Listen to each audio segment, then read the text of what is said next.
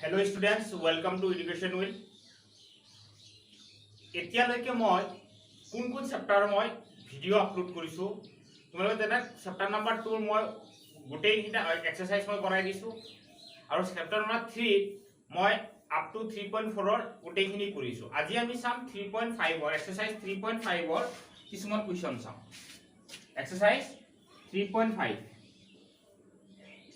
3.5 ৰ আমি কিছুমান কোৱেশ্চন চাম তাৰে এক নম্বৰটো চাম একচুয়ালি 3.5 ৰ কিছুমান কি আছে এটা পদ্ধতি আছে বৰ্জ্য গুণন পদ্ধতি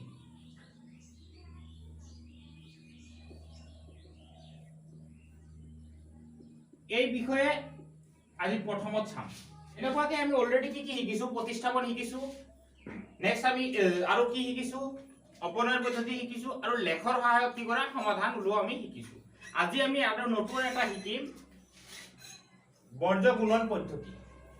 আগতে আমি কি শিকিলো প্ৰতিস্থাপন লেখৰ সহায়ত নেক্সট অপনয়ন এইকেইটা আমি শিকিছো এইকেইটা মোৰ যিবোৰ ষ্টুডেন্টে চোৱা নাই এইকেইটা মোৰ প্লে লিষ্টত যায় চাব পৰা এক্সাৰসাইজ কেইটা ধুনিয়াকে দিয়া আছে আৰু যিমান কেইটা মই কৰাই আছো সব বুজি পাবা আৰু মই ইয়াৰে ধুনিয়াকে মই বুজাইও দিম যে কেনেকুৱাকে আমাৰ কৰিব লাগিব তাৰে কোৱেশ্চন থাকিব দুটা সমীকৰণ দিয়া থাকিব এটা হল কি দিয়া আছে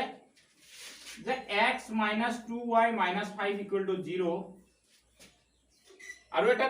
-2 = 0 এই দুটা সমীকৰণ দিয়া আছে এই সমীকৰণটোৰ পৰা আমি কি কয় ইংলিশত এইটো বৰ্গগুণনটো কোৱা হয় ক্ৰস মাল্টিপ্লিকেশন ইয়াত প্ৰথম আমি কি কৰিম চোৱা কুৱেশ্চনটো এক নম্বৰৰ কুৱেশ্চনটো কোৱা আছে তোমালোকে চোৱা তলৰ কোন কেইটা ৰৈখিক জোৰ অদ্বিতীয় সমাধান আছে সমাধান নাইবা অসীম সংখ্যক সমাধান আছে যদি অদ্বিতীয় সমাধান আছে তেন্তে বৰ্জ্য গুণন পদ্ধতিৰে কি কৰা সমাধান উলোৱা তাৰ কাৰণে তিনটা কন্ডিশন আছিল মই অলৰেডি চেপ্টাৰ 3 তে 3.1 মানৰ হ'ব হেইকে মই অলৰেডি বুজাই দিছো প্লে লিষ্টত যাই তোমালোকে চাব পাৰা কন্ডিশনটো এনেকুৱা আছিল a1 / a2 not equal to b1 / b2 তেতিয়া হলে এনেকুৱা ধৰণৰ কন্ডিশন হলে তেতিয়া আমি কম যে অদ্বিতীয় সমাধান আছে তেতিয়া কি কম অদ্বিতীয় সমাধান আছে আৰু যদি এনেকুৱা হয় a1 a2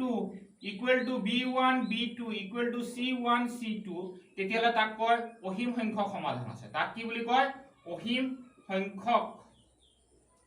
সমাধান আছে আৰু যদি আৰু এটা কন্ডিশন আছিল সেই কন্ডিশনটো হল যদি a1 / a2 equal to b1 / b2 not equal to c1 / c2 তেতিয়ালে তাক কয় কোনো ধৰণৰ সমাধান নাই কোনো ধৰণৰ কি নাই সমাধান নাই ইয়াত কি আছে a1 ইয়াত আমি কেনেকুৱাকে চাম যে a1 কি পাম a1 প্ৰথম সমীকৰণটো a1 হ'ব 1 a2 -2 a3 কিমান হ'ব সৰি এটো হ'ব b1 আৰু এটো হ'ব c1 আছে -5 ঠিক হয় হেদৰে a2 = হ'ব 3 b2 = হ'ব 9 and c2 = হ'ব -2 এতিয়া আমি প্ৰথমত a1 / a2 উলাম that means 1/3 b1 / b2 উলাম -2 -9 -1 gets cancelled 2/9 এতিয়া since যেহেতু আমি কি পালো a1 / a2 not equal to b1 / b2 তেতিয়ালে কি ক'ব পাৰো সমীকৰণ দুলৰ তেতিয়ালে এতেকে therefore আমি কি ক'ব পাৰো যে সমীকৰণ জোৰৰ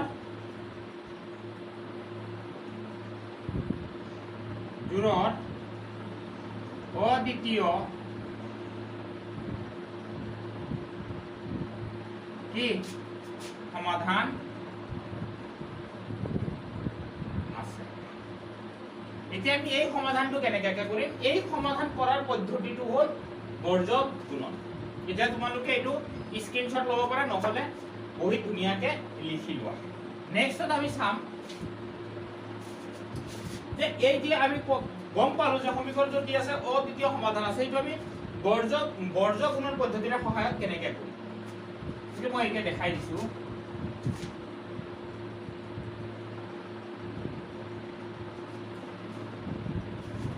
বৰ্জ গুণন পদ্ধতিটো কেনেকুৱা হ'ব প্ৰথমত আমি ইয়াতে লিখি লম x ইয়াতে y ইয়াতে লিখিম আমি 1 x ৰ তলত যিকেইটা বহাম এইকেইটা আমি x ৰ খিনি বাদ দিম x ৰ খিনি যদি বাদ দিও তেতিয়া কি থাকিব মানে -2 হ'ব আৰু ইফালে হ'ব -5 তাৰ পিছত আহিব কি 1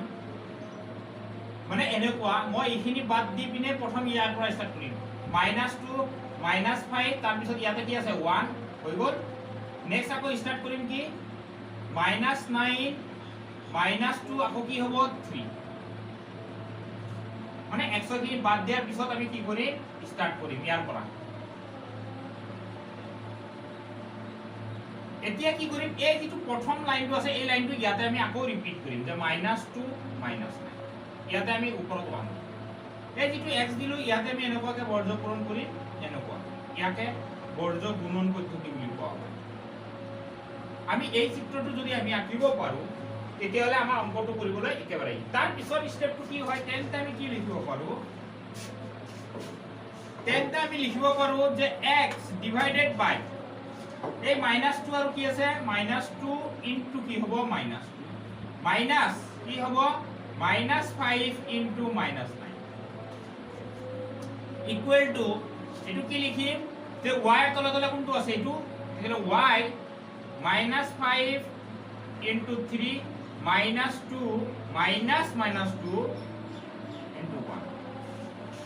ইকুৱেল টু কি হ'ব 1 বাই এটো হ'ব 1 ইনটু 9 -3 ইনটু যে তোমালোকে চোৱা ইয়াত কেনেকৈ কৰা হৈছে এক্সুৱেল নিয়মটো হ'ল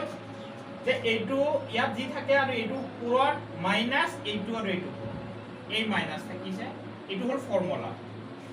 এইটো হৈ গ'ল কি আমাৰ ফৰ্মুলা এইটো কি হৈছে ইয়াতে ফৰ্মুলা আছে মানে এইটো পূৰণ মাইনাস এইটো আৰু এইটো আকৌ এইটো আৰু এইটো পূৰণ মাইনাস কি হ'ব এইটো আৰু এইটো হ'ল ইয়াতে -2 আছে এইটো -2 আছে এতিয়া আমি চাম এইখিনি যদি আমি কৰো তেতিয়া কি পাম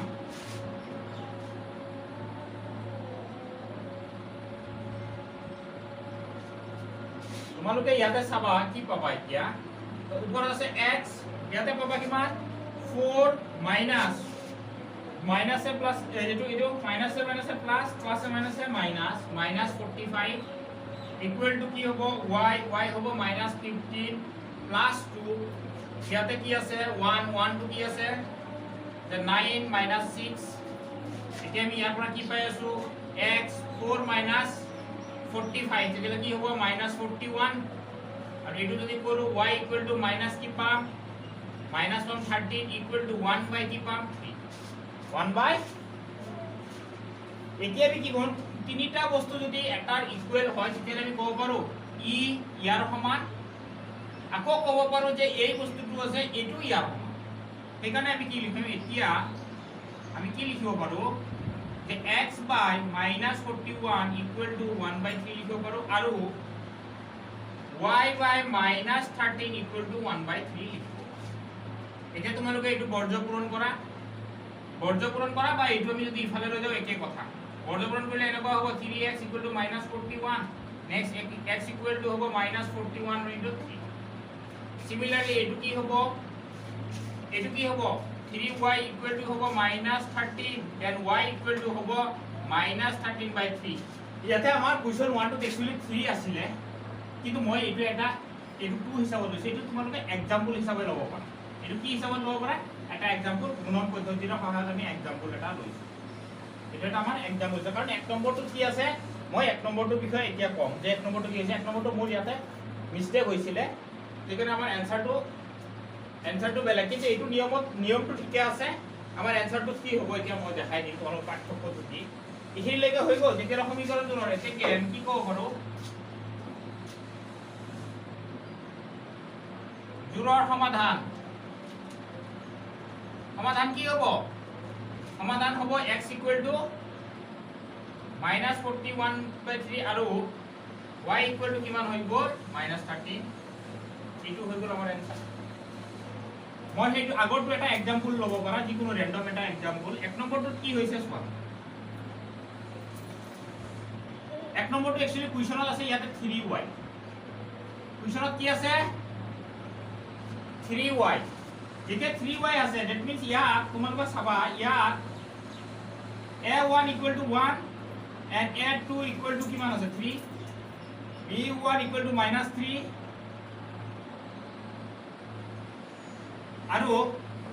b2 equal to আছে -9 and c1 আছে -5 and c2 আছে কিমান এইটো এই বিষয়ে কেনেকৈ ওলাই এই বিষয়ে মই অলৰেডি ভিডিও এটা দেখাইছো টুকৰাচলযুক্ত ৰৈখিক সমীকৰণ এইটো চাব পাৰা